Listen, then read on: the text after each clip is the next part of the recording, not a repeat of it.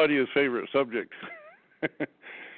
You know, years ago when I was in the churches and studying the Christian religion, studying the Bible, and I was really trying to find out what the truth was, this was probably back in the, I'm going to guess maybe mid-'80s or early '90s, somewhere back in that time frame.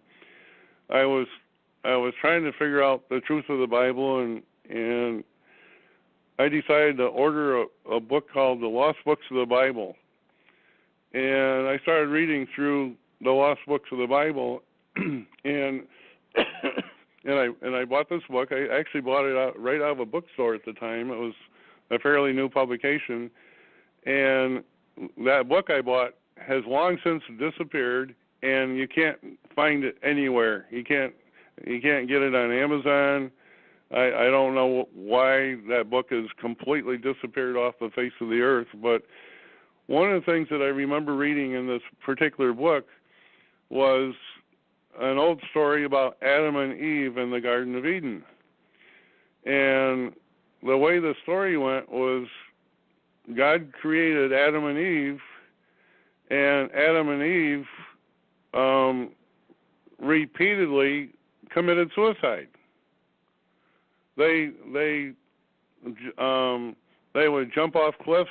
They would drown themselves. They would kill each other. They just did not want to live. And it took about 6 or 7 times of God recreating Adam and Eve, according to this book, before Adam and Eve settled down and decided not to commit suicide anymore. And I could never, ever figure out what in the world was going on. I mean, here you have a glorious, wonderful God creating man for the first time and blessing him and doing all these wonderful things. Why in the world would Adam and Eve want to commit suicide? It just did not make sense to me. And over the years, well, now I've come to understand what that was all about. What that was all about was the God that most people think is that wonderful, glorious God of a wonderful heart and all these things that everybody attribute God the Father, quote unquote, as being a very benevolent, wonderful, loving God. As it turns out, it wasn't that created Adam and Eve. Adam and Eve were created by DNA experimentation, and it was done by a group of reptilians led by Enki. And it turns out that when Enki used his DNA engineering expertise, he took the primates from planet Earth, altered their DNA, injected some of their own DNA, and made Adam. And as soon as Adam became a living being, the way humans are today, they were very conscious and very aware of who they were and what they were there for. And I know a lot of people may find this really, really hard to swallow, but if you read the Bible, in the Bible it says after Adam, was around for a while, God came back and said, well, Adam needs a helpmate. And the helpmate happened to be Eve. And so God said, well, what I'll do is I'll make a helpmate for Adam, and I'll create woman. And in the Bible it says that God took a rib, put Adam to sleep, and took a rib out of Adam and used that rib to form woman, to form Eve. Well, most people have studied that, and they're well, how in the world is God making a woman out of Adam's rib? Well, it turns out if you do a study of the Hebrew writings, that word for rib was never understood. Nobody could understand what the word for rib meant, and even up to this day, most people don't know what it really means. But the term for rib really means Adam's DNA. That's what the rib was. So right in the Bible it says that Eve was created out of the DNA from Adam. Well, Adam was already perfected, and so now that you have the perfect man, the reptilians made a woman so they could do reproduction, and it was done out of DNA.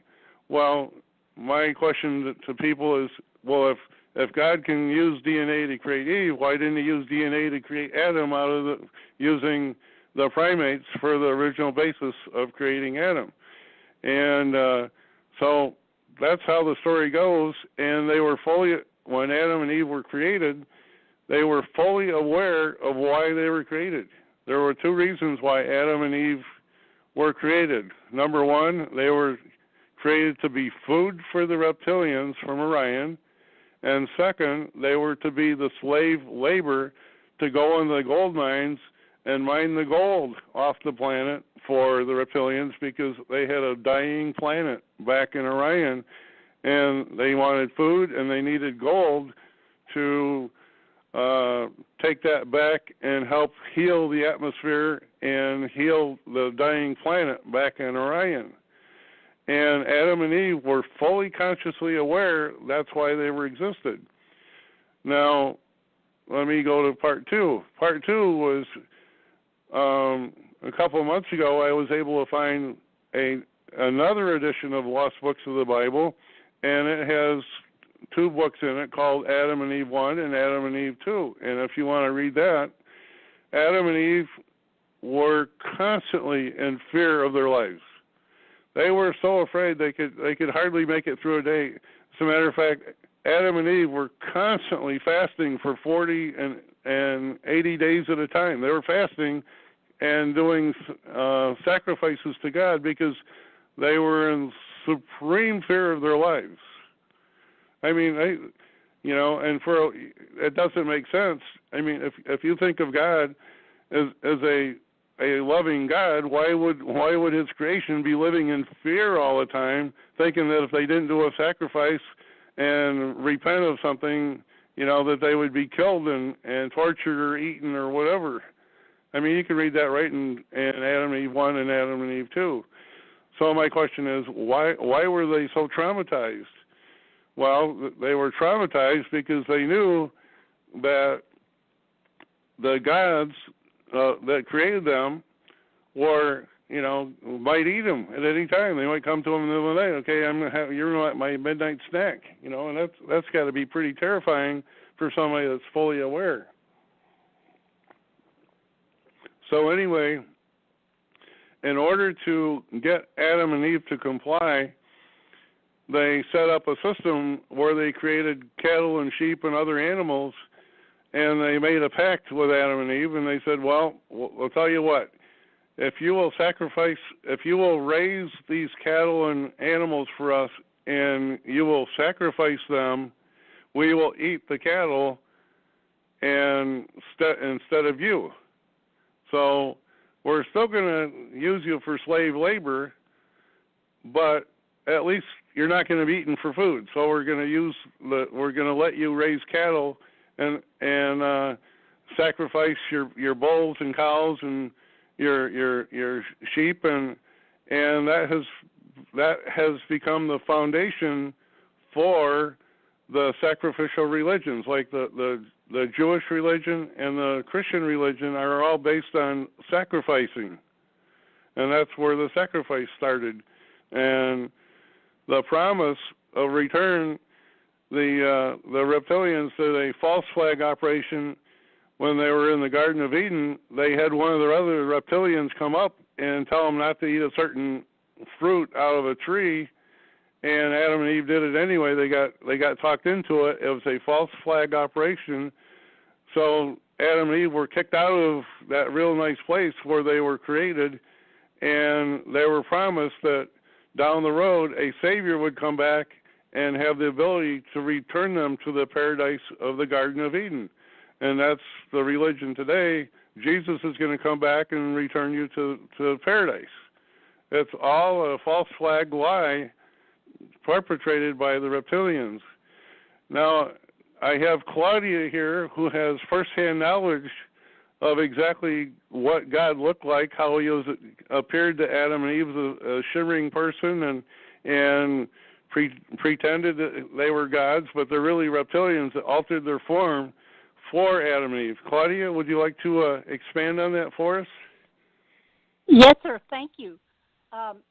In the garden, which was really the farm that the reptilians who came to this planet or discovered it first used to supply their home world with food products.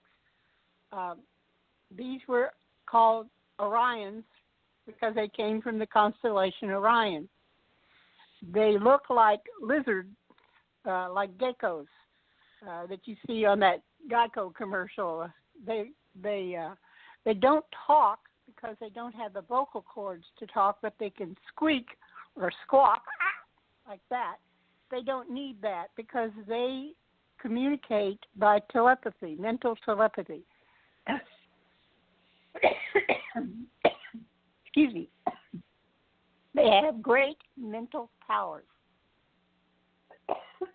and capabilities. They can look at a person and know immediately what that person is made of, because they have the ability to read the person's DNA information, just like we read in a newspaper. Over years, they have developed this capability. Now, one of the other things, attributes that the Orion creatures, excuse me, I'm sorry. Let me get a drink of water. Okay. They have learned, or their species lives many years. And by many years, I mean thousands of years.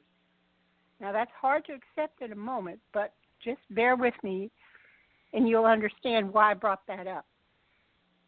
A year in our life goes very quickly. The reptilian amount of time of a year is 1,000 years. Now, if you lived 1,000 years compared to one of our years, when you got to be 70 or 80, you would be 70 to 80 years on Earth. The reptilians who live on their home world in Orion, which is in the middle star of the belt of Orion, they live thousands of years. For them, it would be 700,000 years. So in that time, they have the time to gather information. They have learned a lot about how to manipulate DNA, the codons in the DNA, and so on and so forth. They can change whatever they want on any kind of corporeal body. One of the things that this has given them the ability to do is to animals that have short lifespans, mammals like us. They can experiment to see what happens and follow it through several generations. So when they came to Earth and they improved or upgraded the smartest monkey on the planet, they were able to see what effects had of their genetic manipulation. They are genetic scientists on the genius level and above. So here they are with a smart monkey who is sentient and can operate machinery and do slave labor and can be eaten at the same time. This was a win-win situation for the Orions, not so for us. We were in terrible jeopardy and lived in terrible fear all the time because they know that the Orions could come and eat us at any time. Now, an Orion body form is over 300 feet tall and weighs a couple of tons. So, yeah, we would do anything they said because they had the power, so to speak.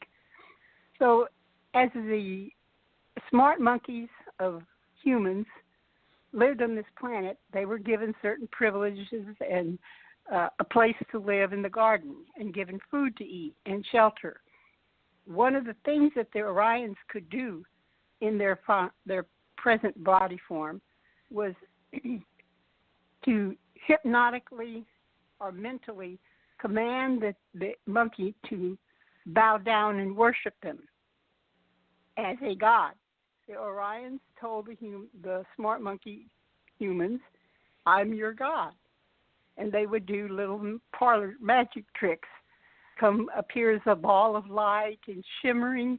They could levitate certain things like a rock or something mentally. They could change water, the molecular structure of water, to another substance. So here the humans were convinced through tricks, mental tricks and aberrations, and also given mental suggestions, just like a hypnotist gives you a mental suggestion, you're a chicken, and to squawk like a chicken, and you'll squawk like a chicken in those nightclub acts. These happen all the time in front of us, but we don't connect the dots. See, does this same thing happen in another genre, like at church? I don't know.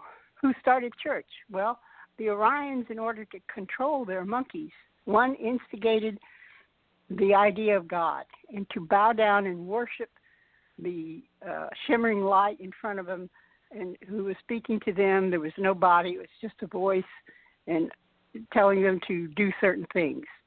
And then they could, in some instances, if a person was injured or hurt or sick, they could heal them with just simple antibiotics that they had, or something to that point. And that would make a miracle in front of the smart monkey's eyes.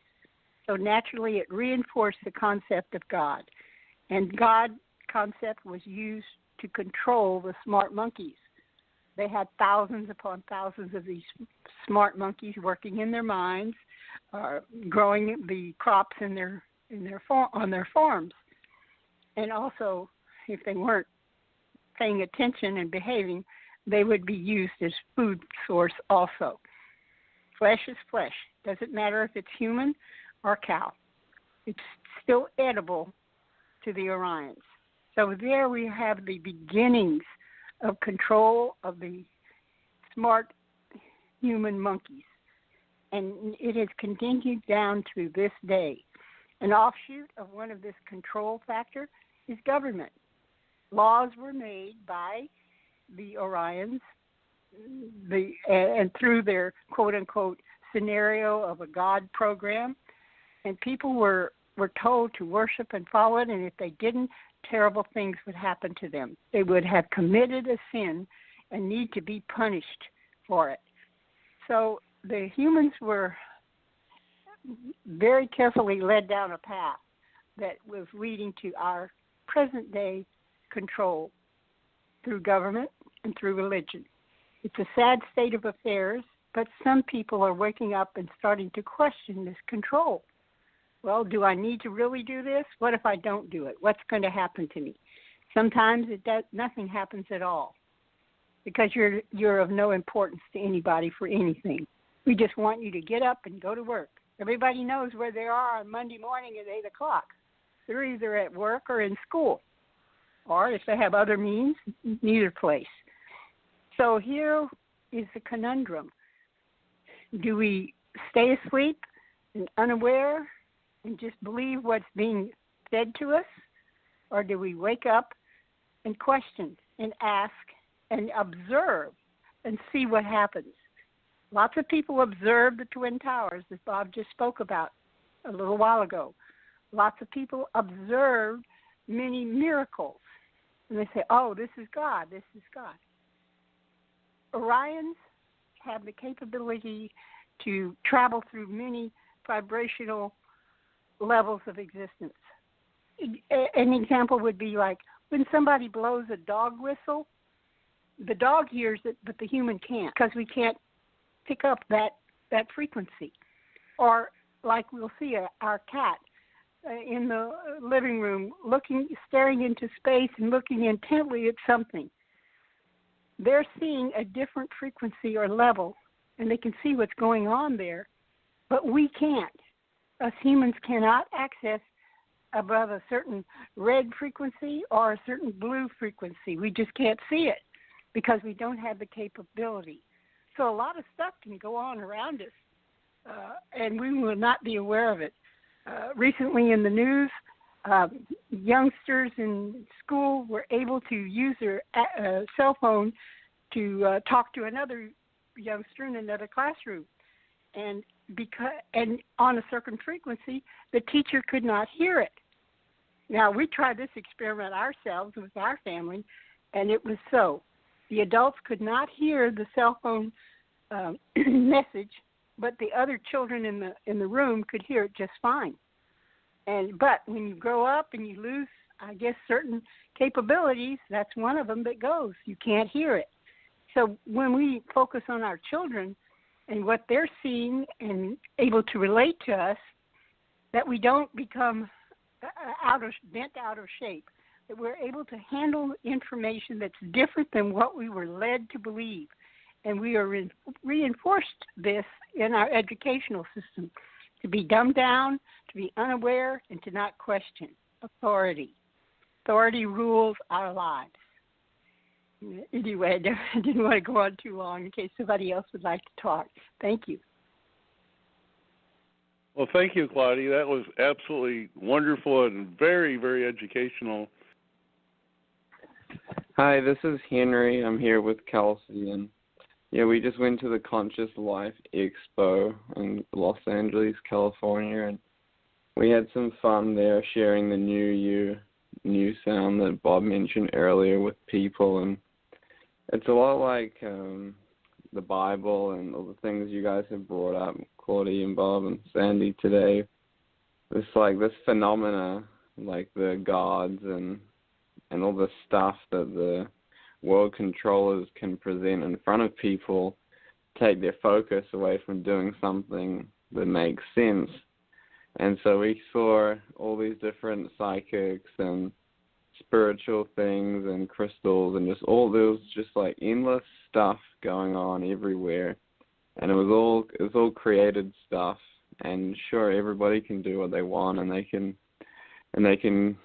do these things like their meditations and their healings and all sorts of stuff, but realistically it's just going to keep you reincarnating here in creation under various levels for more lifetimes. And so we had a lot of fun because we're sharing something very real that makes sense for everyone. Cool, and a lot of people were open to it, and they listened to us, and we had a lot of fun. And Kelsey and I even had the opportunity to be interviewed by this kind guy. His name was Brad, and he had a TV show called Extraordinary, which is broadcast on YouTube, Vimeo, a TV channel, Amazon Prime, Facebook, and maybe one other place too. And so we got to share the new you with people that way. And it's a lot of fun because everybody really is looking for what we're sharing, which is the real universes and your real awareness, which really does make sense, and it has nothing to do with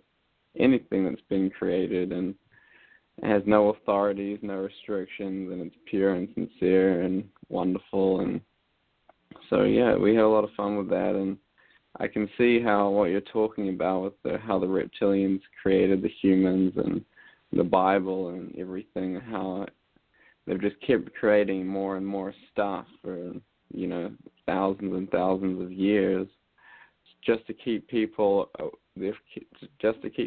focus away from seeing their real awareness. So now we have a wonderful opportunity to do that, to recognize our real awareness with what Dwayne the Great Writer has brought forward and for everybody. He's been through a lot, and he's come here to present something wonderful for everyone.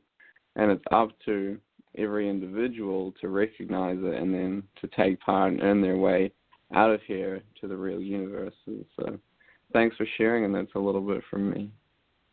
Well, could you tell everybody how to contact Dwayne the Great Writer and let people know some of the books he read and some of the YouTube videos and some of the projects, how people can really take advantage of Dwayne the Great Writer? Can you explain that for everybody? Yeah, of course. We have a website called wonderfulworldwideeducators.com, and on there you can go to the new books tab, and you can read you can purchase and read some of the new books he's read, which are wonderful, real educational books, like beyond anything that anyone else is talking about here, because no one else is referencing the real universes. And he also writes titles or new articles. There's a new articles tab people can click, and they can read things that Dwayne writes almost every day, like new updates or the real news or the real views from Dwayne every day or so. And yeah, they can also find him on Facebook. We have group Skype calls that you can listen to Dwayne or talk with Dwayne on. And that's the Become Involved tab on wonderfulworldwideeducators.com. And also, if you go to Kelsey Lynn Brown on YouTube, you can listen to The Real Wake Up Now, which is Dwayne talking, answering a lot of really interesting questions in a 7 or 8 part series called The Real Wake Up Now. So that's a few things for people to get started, and there's always more different ways to contribute and always more to learn. So, thanks, Bob. Well, thank you very much. That was wonderful. You know, one of the things that I learned years ago was, even in the corporation they talk about the middle path. I had a hard time picturing what the middle path was. Don't go to the left and don't go to the right, just stay the course down the middle. But in the last 6 months, I've come to realize that the middle path has nothing to do with, like a road you're traveling on. It's not like you're driving down the freeway and there's an exit to the right and an exit to the left, or just drive straight ahead and don't get off at the exit. What I'm finding the middle road is, don't latch on to anything in physical creation, because whenever you get involved with anything in the physical creation, it locks you in to multiple reincarnations. The secret of life is, and moving on to the real world, is to disencumber yourself, detach yourself from the ways of physical creation, and then the doors will open for the real side. So that's an experience that I am experiencing. This is Kelsey again. I would suggest that people go to my YouTube channel, Kelsey Lynn Brown, and it's Lynn with an E. It's 3 words. And when you get there, there's something on the right-hand side of my YouTube channel. And it's pretty small letters, but it's on the right-hand side. And it's titled Featured Channels. It's just 2 words. It's Featured Channels. So I have 4 featured channels there. And one of them that I would suggest that people definitely click on and check out and go listen to is the channel called New Kevin Smith, 3 words, N-U Kevin Smith. And when you click on either that name or the little picture by that name, it's going to take you to Kevin Smith from the UK's YouTube. And then you'll be on his YouTube channel, and it'll probably say home. And then on to the right of home, it says videos, and you can click videos. And then you're going to see a plethora of videos, and you can keep scrolling down, and it's going to continue to load more videos. I'm sure there's got to be, maybe 100 videos at least on there. And those are Skype call excerpts from the past couple years. They're from, for sure, the past weeks, because Kevin Smith, after every Skype call on Saturday and Sunday that we have, these are private group calls that anyone's invited to. I have to call you into them, though, so I need your contact info if anyone listening is interested. Kevin takes these recordings from these calls and he edits them down into shorter segments and uploads them to his YouTube for people to listen. And these are real side experiences. These are people's views. These are projects that we are doing, updates of projects. And these are questions and answers. This includes with Dwayne the Great Writer, what Claudie has been sharing here, all sorts of presentations that Kevin has put together from the Skype calls. So if people want to really start to learn and understand what we're doing and get some background and some motivation to step up themselves and get involved, then I would suggest to go to that YouTube channel, New Kevin Smith, and listen to those videos he has there. If you go to my YouTube channel, I have some of those videos, and I have some other ones that are even older from the real side experiences that people have had, and there's different videos that I've uploaded on my channel that other people have made as well of their real side experiences. And there's also other videos on my channel of different topics that are just taking place in the world. I have a few 8-hour videos.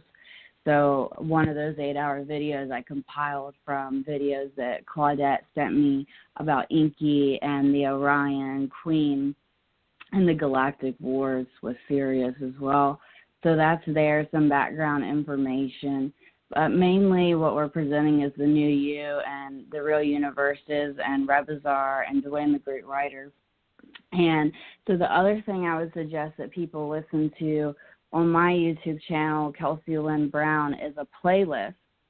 So when you're on someone's YouTube channel, so when you're on my YouTube channel, you'll see that it says playlist somewhere underneath in my picture and the banner picture I have. So you just click on playlist, and you're going to see that I have a lot of playlists. I have a playlist with different kids that I interviewed. It's called New Kids. I have a Kelsey's Your Choices live video. So those are all of these different live videos that we've done on Facebook with myself, Henry, Val, Eric Oak, Mary Duffy, so many people, Sandy Staling on Facebook, and there's probably 16 different playlists you can check out. But the one I really suggest people go listen to, it's a 3-part series, and it's titled Your Choices. It's also on the front of wonderfulworldwideeducators.com. You'll see the first big video is parts 1 through 3 of the Orion Queen with Claudette and Dwayne the Great Writer. And then there's the next one will be Your Choices episodes. There's 3 of those where Claudette and Dwayne the Great Writer go over people being put into the phantom zone, like the chemtrail pilots and Harry and these types of people that are ruining people on the planet and destroying the earth. And also part of that 3-part series is experiences about Marjorie Klemp that passed over to the real side and what really happened with her, because that's a huge prototype for people that are out there sharing and doing workshops about unconditional love and sharing all these things, because what really happened with Miss Marjorie is a very real that Sandy and Claudia shared in that episode, and that can be a lot of people that other people are following here on the earth could be happening to as well.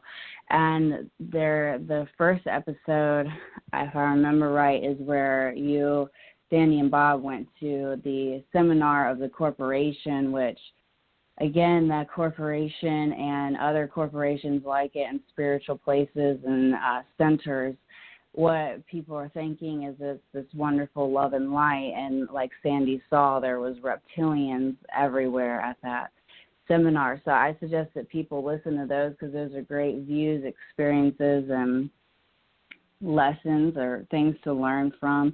And the title of that YouTube playlist is called Your Choices, and it's 3 videos.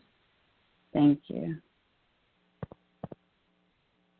Well, thank you, Kelsey. That was absolutely wonderful, and I encourage all listeners to actually listen, because your eyes will be open to what's real. This it may sound like we're some religious guru niche somewhere, but this is the real scoop. If you're searching for the truth or trying to find out what's really going on, you've found the right source. So make sure you follow through and check out all these videos and audio tapes and everything that we have, because we do have the answer you've been searching for many, many, many lifetimes. Hi, this is Tim in Oregon. Hi, Tim. Go ahead. Yeah, I was just thinking about the attached entities you were talking about in the beginning that you were saying that fellow on that radio show was talking about. And it kind of seems like when people have fits of rage that maybe their auras are, and other things, but their auras are kind of opened up somehow, and the way this world is, it seems like whatever the real being is in this vehicle, this physical vehicle, gets kicked out by other entities, like called depossession. Maybe that's like the physical body dying. We'd be leaving the physical, but in this way, it seems like not only attaching, but they're able to have the power to depossess, to kick the real being out and take over that body. You see so much insanity or whatever it's called on Earth, people just running around shooting people and all these brutalitarians, the way they think and act and live. It's just something that I wonder about. And then also the reptilians and this creation of the smart monkeys, and I was wondering how that relates to these other psych realms, our other bodies, like the astral and the causal and the mental and the etheric. I just wonder what has that got to do with reptilians? I don't know if Claudie had something she could mention about that, or it seems like we're just talking about the physical, their DNA and the apes or the monkeys or whatever is DNA, and that's all in the psych realm stuff. Yes, this is Claudie. Hi, Claudie. Yes, hi. Really great question. How do these bodies get connected to our physical body? Well, again, it is a ability of the Orion progenitors that actually created us by manipulation of the DNA. And they were able to change or attach to us certain organs. I'm going to say not a physical organ, but you can have an organ that is non-corporeal. And that would mean that you could access other frequencies. So that's why they were easily able to make us aware of certain commands they gave to us mentally.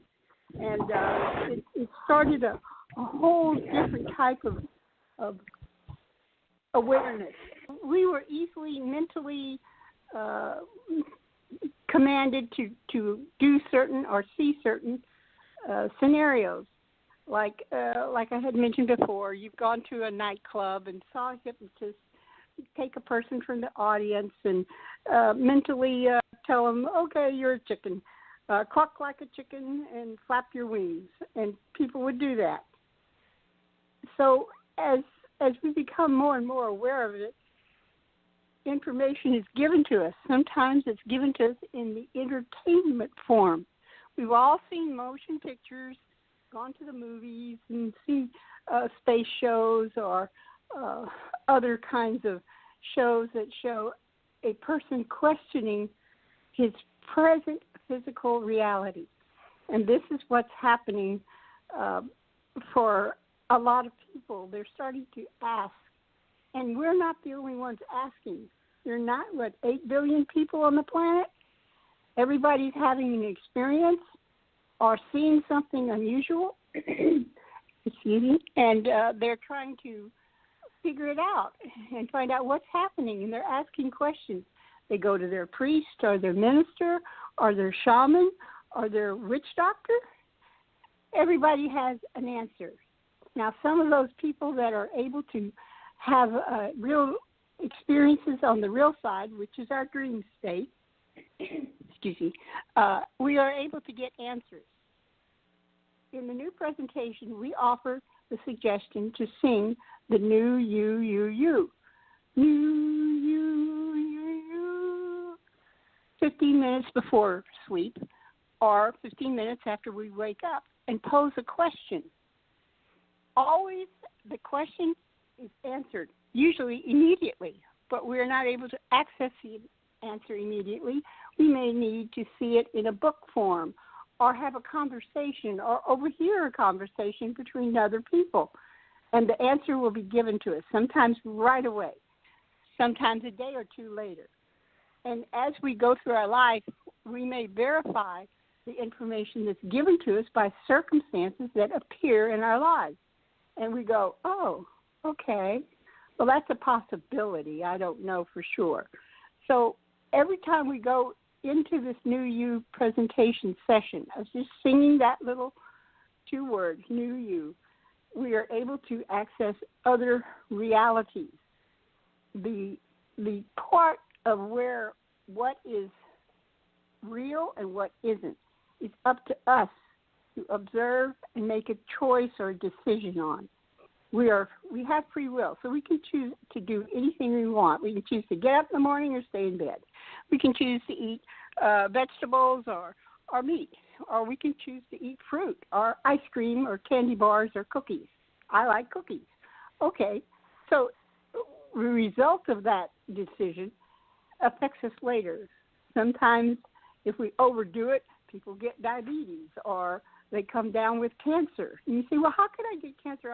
I'm eating healthy and this, that, and the other, or I had a heart attack or whatever, because there's a thing called tap lining that the extraterrestrials can do. They lock onto us in certain parts of our body and are able to siphon off our energies or insert different frequencies that disrupt our normal gestational cycle. So as we go through life, we have many opportunities to observe stuff that doesn't make sense. So take the time to look at something to see if it makes sense to you. And then go a little bit further. Go the extra mile. Research.